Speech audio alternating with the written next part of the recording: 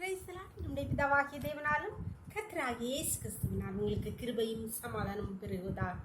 நாளையும் கூட நமக்கு ஜீவனை தந்ததும் அல்லாமல் தயையும் பாராட்டினார் அல்லவா, அவரை துதிக்கலாமா? மலைகள் விலகி போனாலும், மலைகள் விலகி போனாலும், பர்வதங்கள் பெயர்ந்து போனாலும், மலைகள் விலகி போனாலும், பர்வதங்கள் பெயர்ந்து போனாலும், அவர் கிருபை அவர் இரக்கம் மாறாது எந்தன் வாழ்விலே. அவர் கிருபை அவர் இரக்கம் மாறாது எந்தன் வாழ்விலே. என்னை விட்டு விலகாத ஆண்டவர், என்னை ஒருபோதும் கைவிடார் சிநேகிதர், எனக்காக ஜீவன் தந்த ரட்சகர், என் வாழ்வில் என்றும் போதுமானவர்.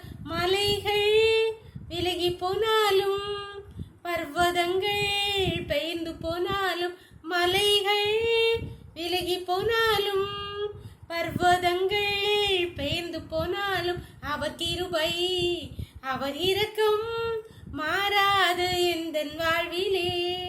அவர் கிருபை அவர் இரக்கம் மாறாது எந்தன் வாழ்விலே. ஒரு வேத போதி வாசிக்கலாமா? சங்கீதம் 103 அதிகாரம் 11வது வசனம். பூமிக்கு வானம் எவ்வளவு உயரமா இருக்கிறதோ, அவருக்கு பயப்படுகிறவர் மேல் அவருடைய கிருபை அவ்வளவு பெரிதா இருக்கிறது.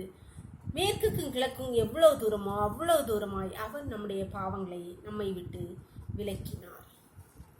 இங்கே சங்கீதக்காரன் அழகாக சொல்கிறார், கர்த்தருக்கு பயப்படுகிறவர்கள் மேல் அவருடைய கிருபை எவ்வளோ பெருசா இருக்கிறான். பூமிக்கு வானத்துக்கும் எவ்வளோ தூரமோ அவ்வளோ பெருசா இருக்கிறதா. அந்த அளவை குறித்து சொல்லும்போது எவ்வளோ பெருசு, பூமிக்கும் வானத்துக்கும். அது நம்ம கண்களால் பார்க்கக்கூட முடியாத அளவு பெருசு, நம்ம நினைக்காத அளவுக்கு பெருசு.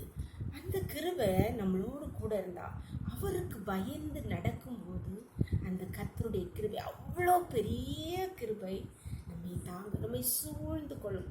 அப்பொழுது நமக்கு முன்பாக இருக்கிற பிரச்சனைகள், பலவீனங்கள், பாடுகள், அந்த இல்லாமைகள், கஷ்டங்கள் எல்லாம் அந்த பெரிய கிருபைக்குள்ள அதெல்லாம் காணாமல் ஒன்றுமில்லாமல் பூஜ்யமாகி போய்விடும்.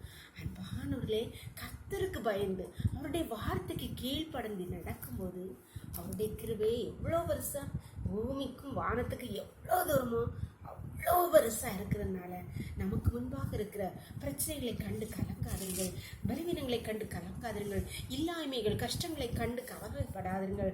அந்த கிருபை நம்மளை சூழ்ந்து கொண்டு அவைகளை எல்லாம் ஒன்றுமில்லாமல் பூஜ்யமாக்கி போடும். கர்த்தருடைய கரத்திலே அவருக்கு பயந்து நடக்க, அவருடைய வார்த்தைகளின் படி நடக்க நம்மை ஒப்பு கொடுத்து கரத்திலே நம்ம ஒப்பு கொடுக்கலாமா?